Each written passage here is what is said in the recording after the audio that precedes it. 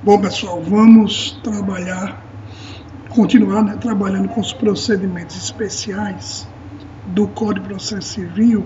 Então, nós estamos ainda no roteiro 2, né, no roteiro 2, no slide 93, certo? Localize aí no roteiro 2, que é dos procedimentos especiais no CPC, o slide 93, onde iniciamos o estudo da ação monitória, né? Que é a nossa primeira matéria dessa segunda unidade. A ação monitória ela está prevista nos artigos 700 a 702 do novo Código, né?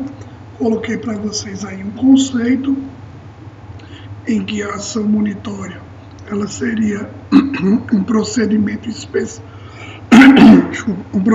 especial usado por quem tem prova escrita sem eficácia executiva do seu crédito e pretende obter soma em dinheiro, a entrega de coisa ou uma prestação de fazer ou não fazer, certo?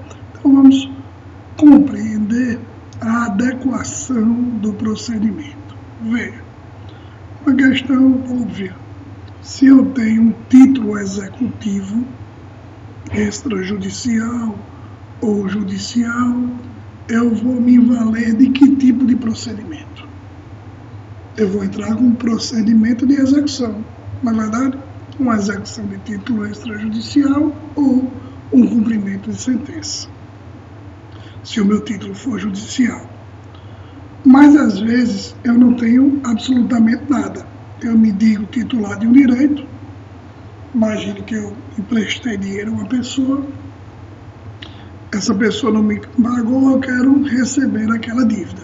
Mas não tive qualquer tipo de cuidado, não formalizei um instrumento, não busquei uma confissão de dívida, sequer registrei por escrito aquela dívida. Não me restará uma outra via senão o processo de conhecimento pelo rito ordinário, onde, diante da ampla cognição que o procedimento me oferece, eu tentarei demonstrar através das provas em direito existentes, a prova testemunhal, algo nesse sentido, a existência daquele meu direito para que ele seja reconhecido através de sentença. Então eu vou ao processo de conhecimento quando eu preciso de uma ampla cognição para demonstrar a existência do meu direito. E às vezes eu estou no meio termo. Eu nem tenho um título executivo, um documento que seja revestido das características de um título executivo, nem eu estou totalmente desamparado, como na hipótese de não ter absolutamente nada. Eu tenho uma prova escrita, não é qualquer prova, mas é uma prova escrita em que fica, né, registrado, pelo menos num juízo de probabilidade, a existência de um direito, certo? É um recibo, é um reconhecimento num papel de pão de um crédito, de uma obrigação, seja essa de pagar quanto em dinheiro, de entregar coisa, de fazer ou de não fazer, que me, pelo menos, gera um juízo de probabilidade da existência daquele direito. Ou seja, eu estou no meio caminho, nem eu estou totalmente protegido, como eu estaria com o título executivo, nem estou totalmente desprotegido se eu não tenho absolutamente nenhum tipo de prova. Eu tenho uma prova escrita, e aí esta prova escrita, ela me habilita ao ajuizamento do procedimento monitório, certo?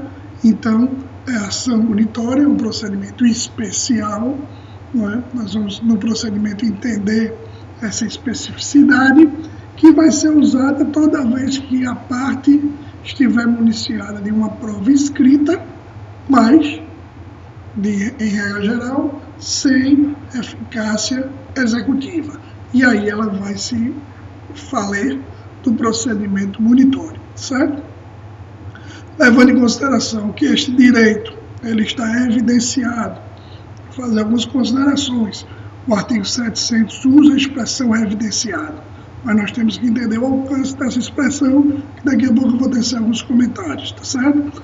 E essa prova escrita, ela pode ter ou não força executiva. Vejam que se vocês forem lá para o artigo 785 do CPC, isso agora é uma regra expressa estabelecida no Código, há a possibilidade do credor optar pelo título executivo ou não. É uma opção. Muitas vezes a parte tem o título executivo, poderia se valer de um processo de execução, mas por uma questão de conveniência ou por achar mais interessante, pode se valer da ação monitória utilizando aquele título executivo extrajudicial, obviamente, né, como a prova escrita que vai sopesar o procedimento monitório, tá certo? Então vamos traçar alguns pontos relativos ao procedimento. Primeira coisa a analisar aí no slide 95, a legitimidade, né? Então a legitimidade ativa, qualquer pessoa que se pretenda titular de uma prestação consistente em pagar, entregar coisa, fazer ou não fazer, certo? Então, qualquer pessoa que se coloque na condição de credor de uma dessas modalidades de obrigação tem legitimidade ativa para ajuizar a ação, mesmo sendo de credores solidários, não é? Aquele que tiver a iniciativa pode sem nenhum problema buscar o seu crédito mediante a ação monitória. E óbvio que no polo passivo eu vou colocar aquele que se supõe esteja na qualidade de devedor da prestação. Um documento indispensável à propositura da ação monitória é justamente a prova escrita da obrigação. Então, a petição inicial da ação monitória deve se revestir dos requisitos normais de admissibilidade, exigidos lá no artigo 319 e 320 do novo Código, e como documento indispensável à propositura da ação monitória, eu vou ter a prova escrita da obrigação. Como eu falei, embora o artigo 700 diga que essa prova deve evidenciar o direito, na verdade devemos entender isso, que a prova deve trazer ao juiz que vai fazer análise, né, do deferimento ou não do mandado monitório, se os requisitos estiverem devidamente preenchidos. Então, a prova não vai convencer de forma evidenciada o juiz no momento da admissibilidade da petição inicial, não vai convencê-lo da constituição daquele direito, porque aí seria um juízo de valor de cognição exauriente. Se ele admite a monitória, ele vai ter que julgá-la procedente se fosse a prova da constituição do direito. Não. A prova, como eu coloquei aí, é de um juízo de probabilidade.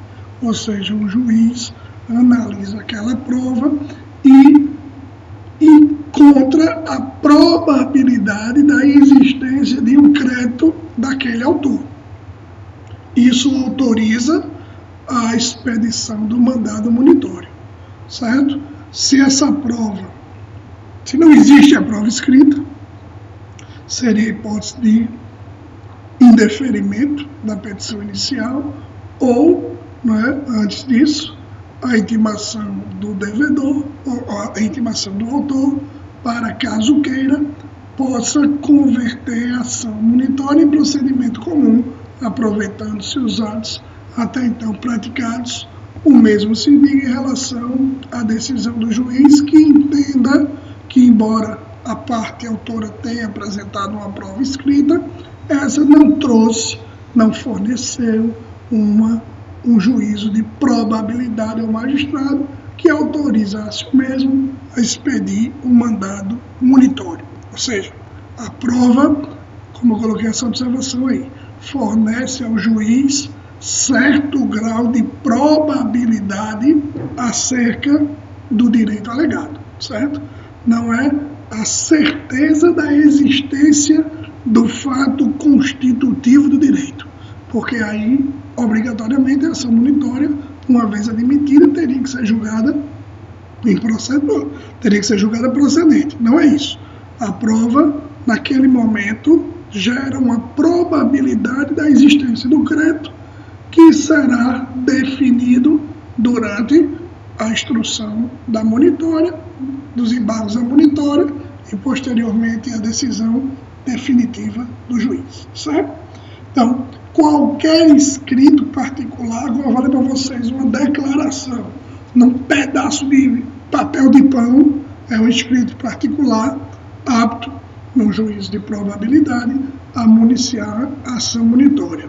Nós temos algumas súmulas, enunciados de súmulas do STJ, que já traz a previsão de alguns documentos, porque veja, prova escrita é um conceito jurídico indeterminado, né? Isso fica aí para a doutrina, para a jurisprudência, para o casuísmo indicar qual será o documento escrito que vai ser apto a habilitar um procedimento monitório. Então, nós já temos na jurisprudência alguns exemplos. Súmula 299, cheque prescrito, duplicata sem aceite, contrato de abertura de crédito em conta corrente devidamente acompanhado do demonstrativo de débito, conforme a súmula 247, certo? Então, esses documentos são documentos escritos que a própria jurisprudência já traz a habilitação dele para o ajuizamento da ação rescisória. Como eu falei para vocês, um título executivo extrajudicial, quem pode o mais, pode o menos, né? Se eu posso utilizá-lo para execução, para o procedimento de execução, porque eu não posso utilizá-lo no procedimento monitório. Cabe ao autor optar, de acordo com a sua conveniência, por um ou por outro, tá? Como também já adiantei, caso o juiz entenda que não existe esta prova escrita, então ele deve intimar o autor da monitória a emendar a ação, optando pelo procedimento comum ordinário, tá? A competência para o ajuizamento da ação monitória segue aquela regra de competência geral que está estabelecida no artigo 53.3, a linha D do CPC, que será o foro do lugar onde a obrigação deve ser cumprida, certo? Então, conforme foi pactuado, ou se não foi pactuado, observar o dispositivo do direito obrigacional, que vai dizer onde a obrigação deve ser cumprida. Onde a obrigação deve ser cumprida é onde a ação for ajuizada. Se existir foro de eleição, obviamente deve-se observar a cláusula de foro de eleição, e também há a possibilidade, se não houver foro de eleição, ou se for a opção do autor, ajuizar a ação no foro domicílio do réu, né? Que é o foro comum, que não traz qualquer tipo de prejuízo, em regra, ao réu. Então, o procedimento monitório, como eu falei para vocês, petição inicial com prova escrita da obrigação. Então, é um documento indispensável ao ajuizamento da petição inicial. Deve o autor indicar na petição inicial o valor econômico da prestação buscada. Isso está no artigo 700, parágrafo 2º. Por quê? Porque é justamente este valor econômico que eu vou extrair o valor da causa, né, que vai ter uma importante aplicação no procedimento monitório. Então, se for dinheiro, eu vejo quanto é o crédito, atualizo aquele valor e este valor tem que ser colocado como o valor da causa. Devidamente preenchido, e aqui veja tudo que eu estou falando aqui, a exceção da prova escrita não tem muita diferença com o rito comum, tá? Mas a especialidade do procedimento começa a partir de agora, além, obviamente, dessas observações prévias. Mas veja, uma vez apresentada a petição inicial e o juiz identificado que os requisitos da ação monitória estão devidamente preenchidos, ele vai determinar a expedição do mandado monitório. Tá? Esse mandado monitório, a sua previsão está no artigo 701 do Código. E qual é a diferença? Porque no procedimento comum, o réu é citado para comparecer à audiência de mediação ou de conciliação, onde após a realização da audiência, o que ele vai fazer? Apresentar as defesas do réu. Aqui não. Aqui, uma vez, né, e o juiz convencido daquele juízo de probabilidade da existência do crédito do direito assegurado pelo autor através da prova escrita. O juiz convencido no juízo de probabilidade, não de certeza, certeza virá depois, mas no juízo de probabilidade da existência daquele crédito, citará o devedor através da determinação da expedição do mandado monitório, porque esse devedor vai ser citado para o quê? Para cumprir a obrigação num prazo de 15 dias. Veja como é diferente. Não é? Então, o réu da monitória vai receber no seu domicílio um mandado monitório cuja ordem, qual vai ser? Pague, ou seja, cumpra a obrigação, pagar, entregar, fazer, não fazer, no prazo de 15 dias. E se você fizer isso, o que é que vai acontecer? Aí vem aquilo que a parte considerável da doutrina chama de sanção premiada, ou seja, um incentivo para o réu não resistir ao mandado monitório. Qual vai ser? Ele vai cumprir a ordem estabelecida no mandado monitório.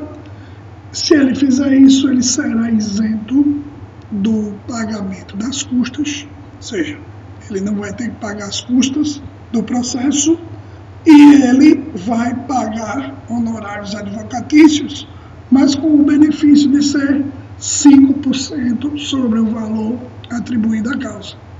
Que sabemos que na hipótese de condenação, esse percentual pode ser de até 20% do valor da condenação. Aqui será 5% do valor atribuído à causa se o réu cumprir espontaneamente o mandado monitório. Ou seja, o Código estabelece uma sanção premial ao réu caso ele não resista, opte por não resistir. Tranquilo? Então veja, na verdade, vamos entender quais seriam as atitudes do réu ao receber esse mandado monitório. Ele pode atender a ordem e aí gozará desses benefícios. Ele pode permanecer inerte, ou seja, chegando o mandado monitório, ele tem o prazo de 15 dias para pagar, ele não paga e ele também não apresenta a defesa na ação monitória. E aí o que acontece? Este mandado, lembre-se que esse mandado é uma ordem de pagamento, mas eu ainda estou no procedimento ordinário, certo? Procedimento especial, obviamente, com as peculiaridades do procedimento ordinário, com as peculiaridades do procedimento especial. Mas é um processo de conhecimento. É um processo de conhecimento. Se o réu permanece inerte, este mandado monitório, ele vai ser constituído, ele vai ser convolado no título executivo judicial. Vejam como isso é interessante para o autor da monitória, que estava num processo de conhecimento. E agora, pela simples inércia do réu em não apresentar defesa na ação monitória, este mandado será convertido num título executivo judicial, passando a partir daí a todos os procedimentos inerentes ao cumprimento de sentença que nós já conhecemos do semestre passado. E uma terceira atitude do réu: apresentar embargos à monitória. Certo? Os embargos à monitória é a defesa do réu no procedimento monitório. E aí, a partir daí, apresentados embargos à monitória, existirá a ordinarização do rito. Então, o que era especial, a partir deste momento, passa a se transformar no rito ordinário. Por quê? Porque os embargos à monitória têm, como eu falei para vocês, a natureza jurídica de defesa, e uma defesa ampla e ilimitada. Qualquer matéria, obviamente relacionada à proteção do autor, poderá ser alegada nos embargos à monitória. Hoje, a expressa previsão normativa nesse sentido, vejam o artigo 701, parágrafo 5º, que também dá a possibilidade do réu requerer o parcelamento da dívida, utilizando aquela regrinha lá do 916, que diz respeito à execução por título extrajudicial, certo? Então, esse é o cenário.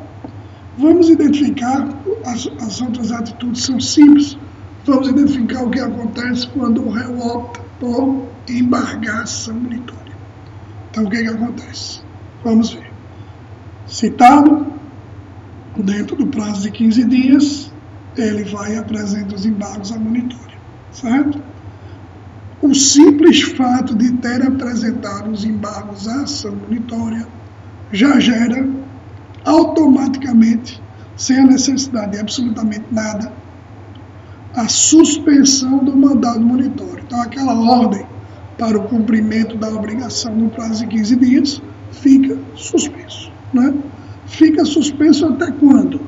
Fica suspenso até o trânsito em julgado da ação monitória? Não. Não é essa a opção legislativa. Fica suspensa até a sentença de primeiro grau que julgar os embargos à monitória, certo?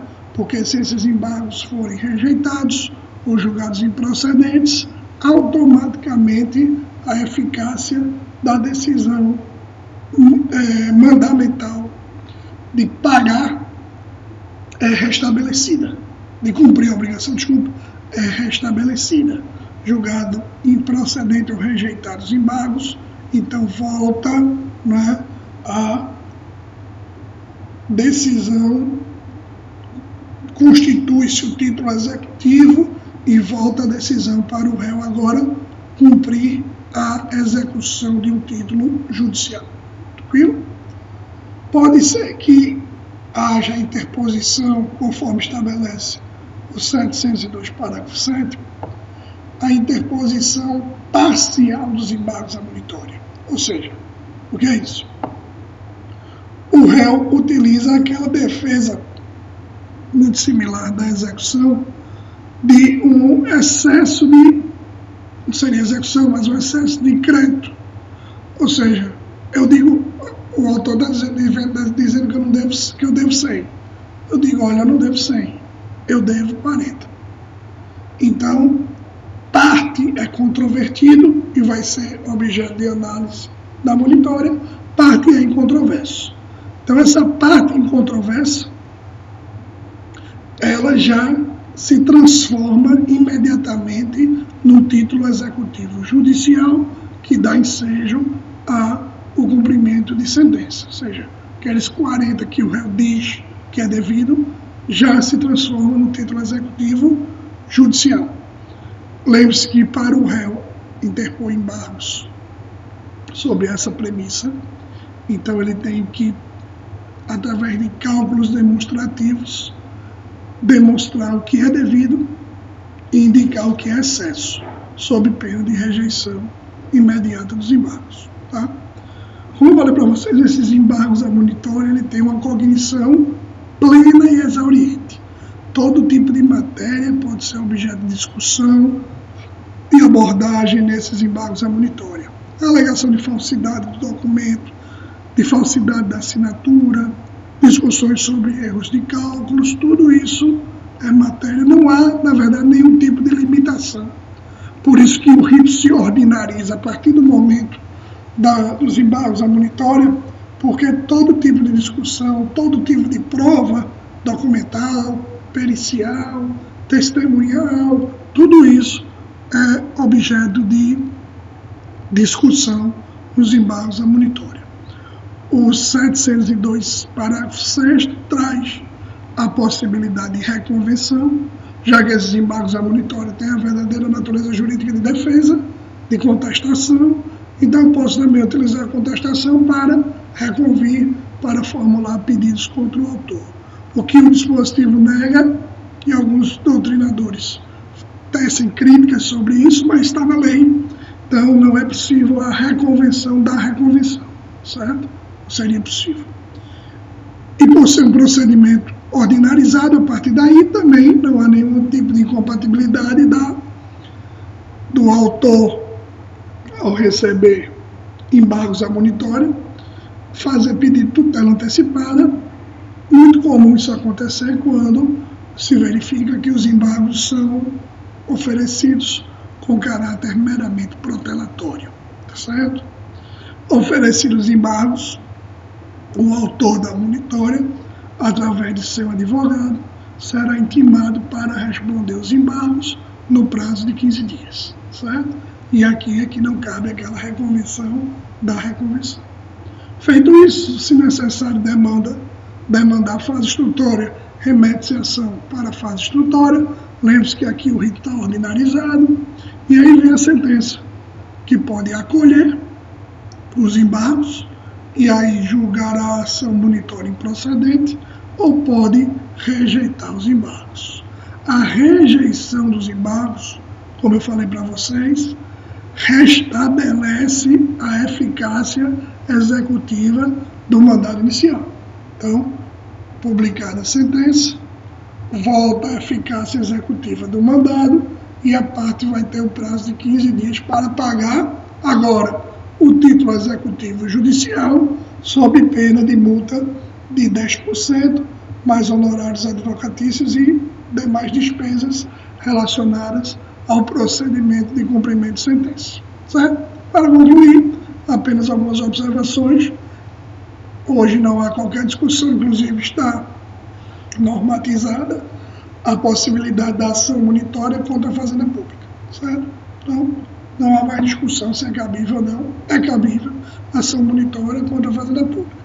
Apenas temos que observar o seguinte: as peculiaridades, as prerrogativas que a Fazenda Pública tem. Então, por exemplo, a Fazenda Pública, o particular, para embargar a monitória, tem um prazo de 15 dias. A Fazenda Pública tem um prazo de 30 dias, porque os prazos para ela são dobrados. A sentença que rejeita os embargos à monitória para o particular, como eu acabei de falar, imediatamente restabelece a eficácia executiva do mandado monitório. Contra a Fazenda Pública, não. Por quê? Porque tem a necessidade do reexame necessário. Então, essa sentença que rejeita os embargos, ela só terá eficácia executiva depois do julgamento do reexame necessário no tribunal. E óbvio que a Fazenda Pública não vai ser citada para pagar em 15 dias, né, caso seja restabelecido o mandado monitório. Por quê? Porque a execução contra a Fazenda Pública, todos nós sabemos, se faz através da expedição de precatório ou RPV. Né? A monitória constituirá aquela prova escrita em um título executivo judicial, mas a execução de título judicial contra a Fazenda Pública vai seguir aquele procedimento que conhecemos e estudamos no período passado. Ok? Então, são essas as considerações sobre a ação monitória. Vamos passar para a aula seguinte, que é o estudo dos embargos de terceiros. Ok? Um abraço.